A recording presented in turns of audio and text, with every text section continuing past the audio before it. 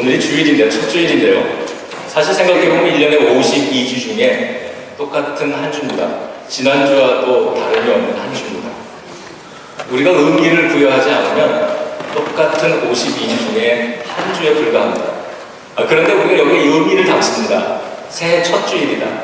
그리고 새해를 맞이해서 새로운 내가 무언가 변화를 만들어 보겠다.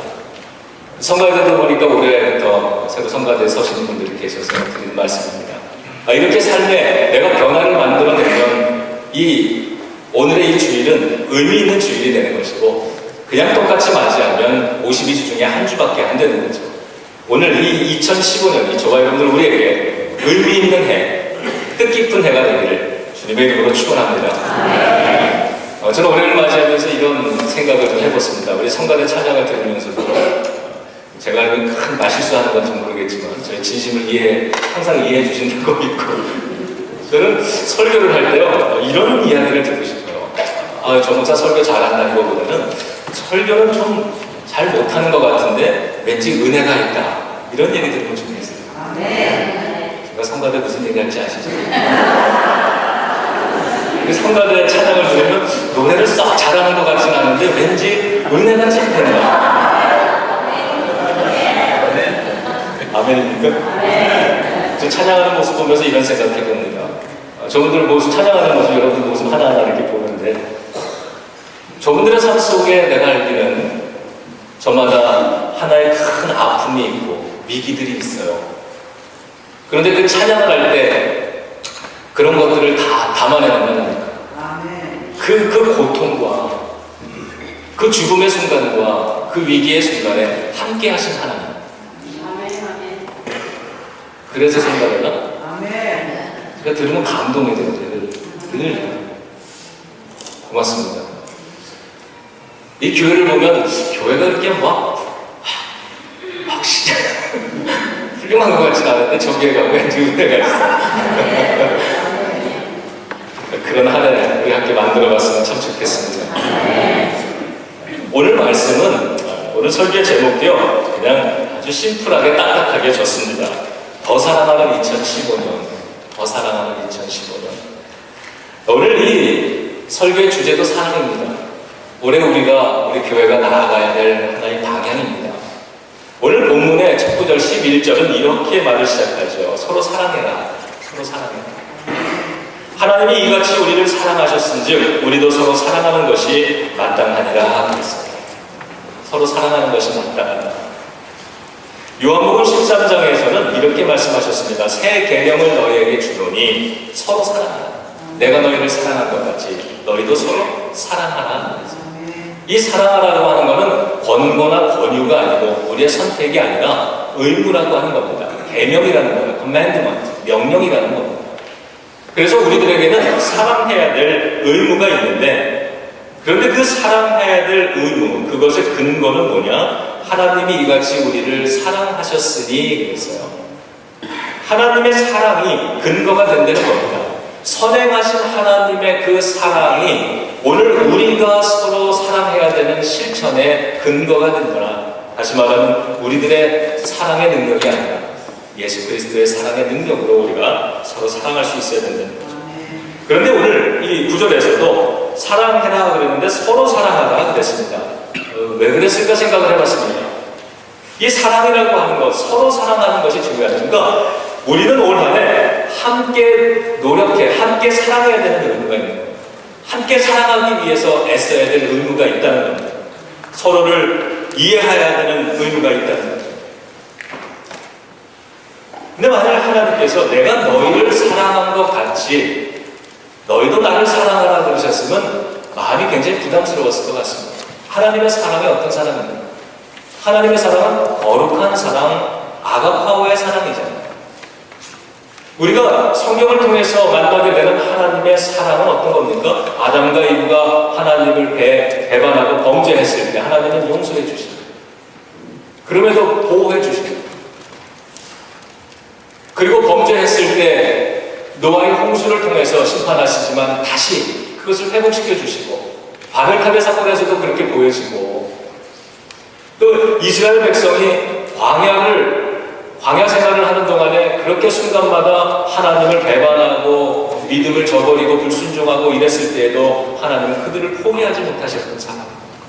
그리고 결국에는 그들을 약속의 땅 가나안으로 들어가게 하셨고, 그 땅에 들어가서는 더 이상 하나님이 우리의 왕이 아니라 인간의 왕이 필요하다 그래서 새로운 왕을 세웠을 때도 하나님은 그들을 품으셨고, 그들이 왕국을 세워가지고 우상을 섬기고 하나님을 떠났을 때도 하나님은 선지자들을 보내서 돌아오라고, 그러지 않으면 너희들의 나라가 멸망할 것이라고.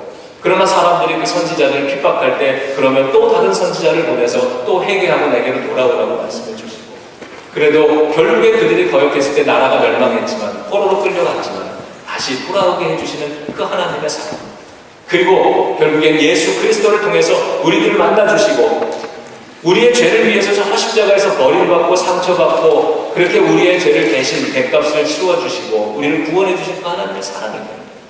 그리고 부활하심으로써 부활의 첫 열매 소망이 되어주신 예수 그리스도, 그것이 하나님의 거룩한 사랑입니다.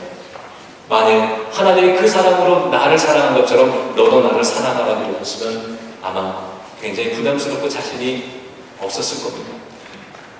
그런데 오늘 주님은 이렇게 얘기합니다. 내가 너희를 그러한 사랑으로 사랑했듯이 너희도 서로 사랑하라. 서로 사랑하라.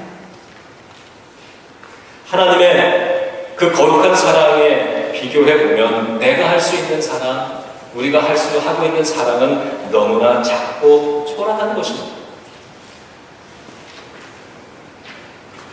베드로도 대답하지 못한 걸 어떻게 내가 대답을 하겠습니까? 네가 나를 사랑하느냐 3번이나 물었는데 네라고 대답하지 못했던 베드로도 그러지 못했던 것을 어떻게 나 같은 사람이 네라고 대답할 수 있었겠어요? 그런데 하나님이 우리에게 베푸신 그 거룩한 사랑을 서로에게 사랑하면서 살라고 말씀해 주십니다. 우리끼리 우리의 부족한 사랑이지만 우리가 서로 사랑을 주고 받으면서 우리가 함께 커나가는 것이고 함께 키워나가는 것이죠. 함께 성장해 나가는 것입니다. 부모 자식의 사랑이 그렇고 우리 어른들 간의 사랑이 바로 그러한 것이죠. 송구영신 예배가 끝나고 매년 하는 일인데 이틀 동안 금식에 들어갔습니다. 교회에 머물면서 여러분이 제출해 주신 기도 카드를 가지고 이 자리에서 하나님 앞에 기도하는데 그 기도 카드 속에는 여러분들의 인생의 이야기들, 아주 소중한 중요한 이야기들이 있기 때문에 그 기도를 해야 되는 그 마음은 굉장히 무겁습니다. 더구나 올해는 금식 기간 동안에 하루에 3번 새벽과 낮 12시와 저녁 6시에 예배를 드리고 안수기도를 해드렸습니다. 우리 어르신들께 죄송한 얘기지만 올해는 몸이 되게 힘듭니다. 작년 같지 않죠. 목사가 교인들을 위해서 금식 기도하면 교인들은 목사의 건강을 챙겨주셔야 되는 겁니다. 아닌가요?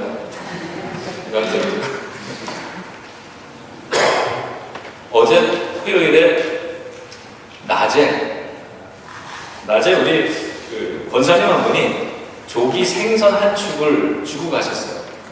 그래서 제가 카톡을 이렇게 드렸습니다. 권사님 감사합니다. 안 그래도 그 전날, 금식 전날 그 한인마켓에 갔다가 거기에 그 조기가 이렇게 걸려있는 것을 보고 맛있게 생겨가지고 먹고 싶다 이런 생각을 했었거든요. 그래서 권사님 그랬는데 이렇게 먹게 해주셔서 감사합니다. 만나가 권사님을 통해서 왔습니다. 금식 끝나고 잘 먹겠습니다. 이렇게 카톡 메시지를 보냈어요. 어제 그 마지막 저녁 집회를 끝내고 곧바로 회의가 있었어요. 회의가 좀 길어졌어요. 집에 가서 마무리해야 될 행정적인 일이 있어서 이제 그걸 끝내고 났더니 새벽 1시 30분이었습니다. 지금부터 또 주일 설교를 준비해야 되는 그러한 그 어려움이 있어서 좀 졸리기도 하고 몸도 피곤하고. 근데 그 1시 30분에 제가 몰랐는데 그 권사님에게서 그 텍스트 답장이 온 거를 그때 알았습니다. 그래서 그 답장을 열어서 읽었어요. 이렇게 쓰셨어요. 다행이에요. 목사님께서도 저희에게 풍성한 만나를 주셨어요. 수고 많으셨어요. 이번에는 정말 각오를 새롭게 하여 실천하려 다짐했답니다. 감사드려요, 목사님. 제가 1시 30분에요. 조기를 구워 먹으려고 조기를 꺼내서 가만히 쳐다보다가 이런 생각을 했습니다. 내가 지금 먹고 싶은 게 생선일까 교인의 사랑일까 이런 생각을 했어요. 그리고 이거를 버먹을까 말까 그러다가 버먹으면 비린내가 진동을 할 거고 저희 집에 고양이들이 미쳐 날뛸 거고 2층에서 자고 있는 가족들이 다 깨울 거고 안 먹었어요. 그래서 만약에 우리 집사람에게 야단 맞고 쫓겨날 것을 제가 두려워해서 안 먹었다면 그건 두려움이지만 그렇지 않다면 사랑 때문에 안 먹은 줄로 압니다. 그러고 보니까 이 생선 한 마리에 우리 성도님의 사랑을 담고 가족을 향한 뭐 별거 아니지만 나의 사랑도 담고 이렇게 사랑이 풍성해지는 것이구나 이런 생각을 했습니다. 그러면서 오늘의 이 성경의 본문 말씀 서로 사랑하라라고 하는 주님의 말씀을 한번 떠올려 봤습니다. 비록 작아도 소박해도 부족해도 그런 대로 우리 서로 사랑하라고 말씀하셨습니다. 그런데 그러한 사랑이지만 올 한 해 우리가 살아가면서 할 때 12절에서 그 다음 구절에서 뭐라고 그러시냐면 하나님의 사랑이 우리 안에 온전히 이루어진다 그러셨어요. 내 사랑은 초라한 것인데 부끄러운 것인데 연약한 것인데 그 사랑을 서로 나누다 보면 하나님의 그 거룩한 사랑이 그 우리의 부족한 사랑 안에서 온전히 나타나게 되는 것입니다. 놀라운 일입니다.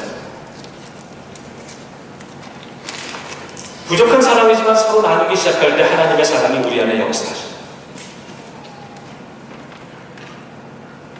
자녀가 우울증을 앓고 있는 부모님들의 이야기를 들어보면 공통점들이 있습니다.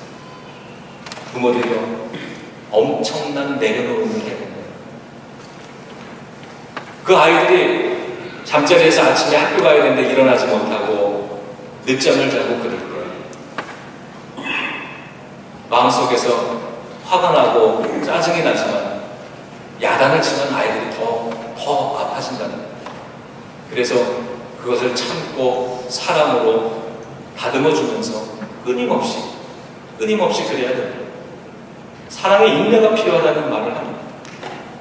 그런 이야기들을 듣다 보면은 정말 그런 것 같아요. 아무리 내 피부치 자식이라도 쉽게 되지 않는 사랑의 인내가 있고요. 아무리 내 새끼지만 되지 않는 어려운 사랑의 분량이 있는 겁니다. 그런데 보면 그렇게 부족한 사랑을 그렇게 나누는 것이지만 그것을 통해서 예수님의 십자가의 사랑을 깨달아가고 배워가는 거예요. 아직까지 자녀가 회복되지 않았을지라도 하나님의 사랑은 그 가족 안에 온전해지는 것이다. 성경이 그렇게 얘기를 해주십니다. 그래서 저는 이 16절을 읽으면서 이렇게 바꿔서 읽어봤어요. 여러분 성경을 찾으셔서 중간에 하나님은 사랑이시라 이 부분도 우리가 같이 좀 읽어보겠습니다. 시작. 하나님은 사랑이시라. 사랑 안에 거하는 자는 하나님 안에 거하고 하나님도 그의 안에 거하시느니라. 하나님은 사랑이시라. 사랑 안에 거하는 자는 하나님 안에 거하는 것이고 하나님도 그 사랑 안에 거한다. 이 얘기하셨어요. 이 말을 가정으로 바꿔서 읽어봤습니다. 하나님은 사랑이시라. 사랑 안에 거하는 가정은 하나님 안에 거하는 것이고 하나님도 그 가정 안에 거하시는 것이죠. 교회를 바꿔봅니다. 하나님은 사랑이시라. 사랑 안에 거하는 교회는 하나님 안에 거하는 것이고 하나님도 그 교회 안에 거하신다. 오래전에 한 20-30년 전에 Love is Coming이라고 하는 많이 유명을 했습니다. 그래서 단편 이렇게 커트 만화인데요. 커믹인데 이게 자동차 스티커, 범퍼에도 스티커로 붙이고 다니고 있어요. 여러분 기억하세요? Love is 점점점. 그래서 사랑은 뭐다, 사랑은 뭐다, 사람들이 이렇게 막 뒤에다가 이름을 붙였어요. 그 커믹 책에 보면 이러한 말들이 있습니다. Love is our story. 사랑은 우리의 이야기, 나의 이야기가 아니라 둘이 함께 만들어가는 이야기, 이런 뜻이죠. Love is what helps you survive. 내가 어려울 때, 힘들 때, 내가 정말 위기에 처했을 때, 죽고 싶을 때, 그 사랑은 나를 도와주는 힘이다. 견딜 수 있게, 생존할 수 있게 해주는 힘이다. For always come rain or shine. 비가 오나 해가 떠나 사랑은 항상 함께 있는 것이다. 근데 굳이 이런 것도 가만히 들어보면 꽤 감동적이고 그럴듯합니다만 고린도전서 13장에 나온 사랑은이라고 하는 말이 그래도 역시 마음속에 와 닿습니다. 저는 그 고린도전서 13장의 이야기 속에서 특별히 4절의 말씀, 이게 마음에 와닿아요. 사랑은 오래 참는 것이다. 정말 사랑은 오래 참습니다. 가장 많은 사랑을 베풀 수 있는 가족, 특별히 자녀들을 사랑하면서도 오래 참아야 되는 거죠. 사랑은 자기의 유익을 구하지 않는 것이다. 그리고 7절의 말씀이 너무 좋습니다. 사랑은 모든 것을 참으며, 사랑은 모든 것을 믿으며, 사랑은 모든 것을 바라며, 사랑은 모든 것을 견디는. 여러분, 우리가 가족을 사랑하는 데 있어서, 또 성도를 사랑하는 데 있어서 모든 것을 참을 수밖에 없는 그 사랑. 우리가 그 사랑을 부족하지만 그 사랑을 서로 실천하며 나누며 살아갈 때 하나님은 그 가정 안에 함께 하시는 거죠. 모든 것을 참으며 모든 것을 믿으며 내가 이렇게 사랑을 베풀고 또 베풀고 그렇게 1년이 지나고 2년이 지났지만 전혀 회복될 것 같지 않은 자녀나 그러한 아내나 남편일지라도 믿어주는 겁니다. 내가 이 사랑을 포기하지 않으면 저 아이들이 언젠가는 회복돼서 일어나겠지. 저 사람이 언젠가는 주님께로 돌아오겠지.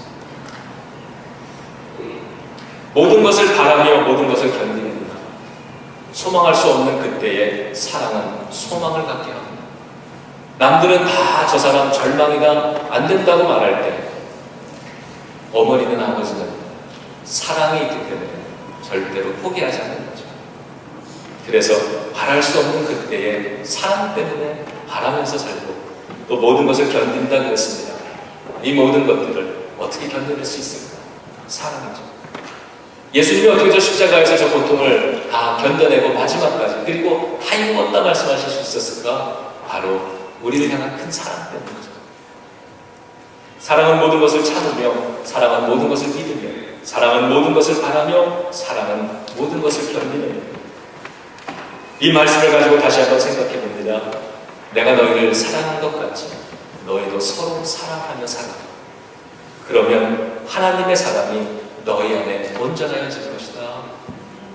하나님은 사랑이라 사랑 하나에 거하는 자는 하나님 안에 거하는 것이고 하나님도 그 사랑 안에 거합니다. 2015년 주보에 실어드린 대로 올해 표어가 더 사랑합니다. 제가 표현을요 고상한 문구를 좀 써보려고 했는데 그거보다는 심플해서 마음속에 기억하기 좋은 게 최고다 그래서 그냥 투박하게 더 사랑하기 그랬습니다. 외우기 좋죠? 올 한 해 살면서 더 사랑하기 이 말을 마음속에 좀 담고 살았으면 좋겠습니다. 이 비전 600을 진행하면서요. 근데 처음에는 몰랐던 것을 계속 이렇게 알아갑니다. 그러면 하나님께서 이 비전 600을 하라고 그러셨을 때는 그 뜻을 다 몰랐는데 하다가 보니까 이 비전 600이요. 처음엔 단순하게 전도하라고 하는 건 줄 알았어요. 그런데 지나가면서 보니까 이게 교회가 교회다워지는 교회의 본질을 회복하는 운동이더라고요. 딱 끝까지는 복음의 증인이 되라고 그러셔서 그래서 교회가 시작됐기 때문에 사도행전에서 말씀해 주신 교회가 잃어버려서는 안 되는 것. 다른 걸 많은 걸 하는 거 좋지만 그 많은 여러 가지를 하더라도 절대로 잊어버려서는 안 되는 거, 놓쳐서는 안 되는 거, 포기하면 안 되는 거. 그게 영혼 구원이더라고요. 그렇구나. 교회가 교회되는 본질 운동이 비전 600이구나. 그런데 더 나아가면서 생각을 해보면 요즘 깨닫는 거는요, 비전 600은 사랑 실천 운동이구나. 왜냐하면 우리가 다 이해하지 못하지만, 저도 처음에 시작할 때 제가 좋아서 시작한 게 아니었어요. 전도하는 거 저도 부담스럽고 저도 쑥스러운 게 많습니다. 그러나 하나님이 하라 그러니까 다 모르지만 일단 시작을 하는 거죠. 하나님의 말씀이니까, 하나님을 내가 사랑하니까, 하나님이 원하시는 것을 사랑의 표현으로 하는 겁니다. 하나님이 사랑합니다. 그리고 내 가정을 사랑하는 것, 아직 가족들 가운데 구원의 확신이 없거나 교회를 안 다니는 사람들이 있으면 포기하는 게 아니라 그들을 위해서 끊임없이 계속 기도하고 모든 것을 바라는 것을, 소망하는 것을 중단하지 않는 그 사랑의 실천입니다. 그리고 세상의 사람들, 이웃을 사랑하는 건 더할 나위 없죠. 그들을 사랑한다면 우리가 그 영혼을 구원해야 되는 것이죠. 하나님을 사랑하고 가족을 더 사랑하고 사람을 더 사랑한다, 우리가 다 공감하는 겁니다. 그런데 올해를 맞이하면서 우리가 지난 이틀 동안에 하루에 3번 모여서 예배를 드리면서 우리가 이 성경 말씀을 계속 봤는데 거기에 그런 말씀이 있었어요. 그냥 믿음이 중요한데 올 한 해는 그냥 저와 여러분들 우리가 그냥 믿어왔던 믿음의 수준, 그냥 이 정도면 괜찮아 이랬던 수준, 이걸로 올해를 똑같이 살아가는 게 아니라 올해는 조금 더 한 단계 높은 그러한 믿음을 한번 가져봐야 된다. 그냥 해왔던 기도의 분량이 아니라 올해는 정말 그것을 뛰어넘는, 지금까지 그냥 이 정도 해왔는데 그런데 이제는 그 단계에서 조금 더 성숙하고 성장하고 뭔가 내 삶 속에, 믿음 속에 기적을 만들어내고 하나님의 거룩한 아름다운 열매들을 만들어낼 수 있는 그런 한 단계 높은 그러한 이 믿음을 좀 시작을 해봐야 되겠다, 이런 도전을 받게 되는 거예요. 사랑도 마찬가지죠. 그래서 내가 이 정도면 교회 사랑하는 거, 하나님 사랑하는 거, 가족 사랑하는 거, 바쁜 인생은 이 정도면 부족하겠지 이루고 살아오는 분량에서 올해는 조금 더 사랑해보자. 그래서 하나님께서 많은 예배자들 가운데 모든 사람이 다 똑같은 예배 드리지 않습니까? 그런데 그 중에 한 사람, 남들보다 더 신실한 예배를 드리는 한 사람을 하나님이 주목하면서, 그래 내가 너를 기억한다고, 많은 사람들 가운데 네가 예배드렸던 모습을 내가 안다고, 많은 교회들이 있지만 그 중에 한 교회, 내가 너의 교회를 기억한다고, 너희들의 믿음을 내가 안다고, 그렇게 말씀해 줄 수 있는 하나의 사람, 하나의 교회, 하나의 가정에 대해서 살아가는 거예요. 사람도 이 정도면 됐다라고 생각할 때에 이거보다 조금 더 사랑, 오리를 가자 그럴 때 심리를 가서 그것으로 사랑의 기적을 한번 만들어 볼 수 있고 사랑의 감동을 한번 줄 수 있는 그런 정도의 조금의 사랑을 좀 더해보자는 말입니다. 우리가 다 공감하는 거죠. 그럼 어떻게 사랑할까가 중요합니다. 하나님을 어떻게 하면 우리가 더 사랑하는 한 해가 될 수 있을까? 그냥 심플하게, 간단하게, 너무 많고 복잡한 거, 거창한 거보다는 할 수 있는 것 하나. 그래, 예배를 한번 잘 드려보자. 내가 올해만큼은 어떤 일이 있어도 하나님 앞에 예배 드리는 것을 내가 양보하지 않는다. 내 세상적인 어떤 성공과 내 물질을 더 얻는 이런 것을 위해서 내가 하나님 앞에 드리는 이 예배의 축복과 맞바꾸지 않겠다. 아무리 올 한 해 바쁘지만 내가 예배만큼은 올 한 해, 마지막 한 해가 다 지나갈 때까지 예배만큼은 내가 포기하지 않는 건 드리면서 하나님 앞에 내가 이렇게 주님을 사랑한다고 한번 보여드리고 싶다. 그리고 하나님 앞에 우리의 물질을 드리는 것, 그리고 한 가지 사역을 한번 참여해야 됩니다. 예수님이 십자가를 짊어지셨는데, 나를 위해서 십자가의 수고를 감당하셨는데, 나도 한 가지 사역 정도는 교회에서 하면서 지내는 게 맞는 것 같습니다. 그리고 올 한 해는 하나의 사역을 하나 세우시면서요, 그래 이 사역 내가 죽을 때까지 다른 건 몰라도 이거 하나만큼은 내가 절대로 포기하거나 내려놓지 않겠다라고 생각하는 다짐하는 한 가지 사역 정도는 우리가 가지고 살아가야 되는 줄 압니다. 이게 하나님을 사랑하는 방법이죠. 그리고 둘째는 가정을 사랑하는 겁니다. 가정 사랑하는데 다른 것보다도 가정 예배를 좀 회복했으면 좋겠다는 생각을 해봅니다. 물론 자녀들이 다 나이 들어서 출가한 사람들, 그리고 그 자녀들 나이가 많이 커버린 그러한 자녀들은 힘들 거예요. 그러면 자녀들 다 출가했으면 부부끼리라도 모여서, 혹 남편이나 아내가 교회를 안 다니면 혼자라도 먼저 가정교육을 한번 시작해보는 거예요. 어린아이, 아직 자녀들이 어리면 그 아이들을 데려다가 가정기도를 하는 거예요. 아마 많은 인내가 필요하실 겁니다. 하자 그러면 이놈들 위해서 안 내려오면 예배를 드리면은 입이 대빨 나와가지고 쭉 앉아있으면 왜 저놈의 새끼 하고 나오는데 그래도 참아냈거든요. 그럴 때면 그래 저게 어릴 때 가정 예배 드리던 나의 모습이지 이러면서 참는 거예요. 우리 권사님 한 분이요 이런 얘기를 하셨어요. 목사님 지난번에 여행 갈 때 시애틀에 가서 고등학교 동창 20년 만에 만나는 그 친구가 우리 권사님 자녀들하고 같이 갔습니다. 가족들 다 모인 자리에서 그러더래요. 자녀들에게, 권사님 아이들에게 40년 전에 여고생이었을 때 우리 권사님 집에 그분이 놀러와서 뭐 밤도 잠도 자고 가고 그러잖아요. 그러면 밤이 되면 그 권사님의 부모님, 장로님 네 분이 가정 예배를 드리셨는데 너도 함께 와라 그래서 같이 예배를 드렸대요.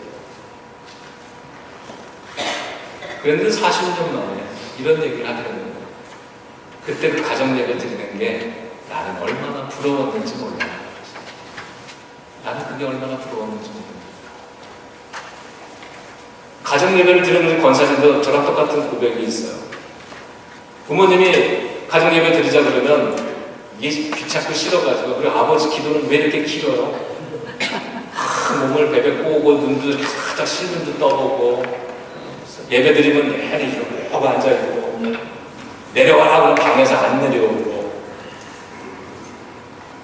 그러면서 우리는 예배를 드리고 이게 너무너무 귀찮아가지고 너무 싫어가지고 그랬는데 누군가에게는 그것이 그렇게 부러운 일이구나 하는 걸 이번에 경험했다고 해서 그 얘기를 하셨어요. 그 이야기를 듣는데 권사님하고 이런 얘기를 했어요. 권사님, 우리 부모님들은 그렇게 우리를 데리고 가정 예배 드렸는데 우리는 왜 그게 안 되는 겁니까? 그 얘기를 들으면서 우리 권사님의 부모님, 장로님 네 분의 얼굴도 떠오르고요. 참 귀하시다 하는 생각을 했습니다. 가정 예배를 시작을 하면 우리 자식놈들 입이 대빨 나오겠지만 그러나 언젠가 저놈들이 커서 참 고마웠다고 얘기할 때가 오겠지.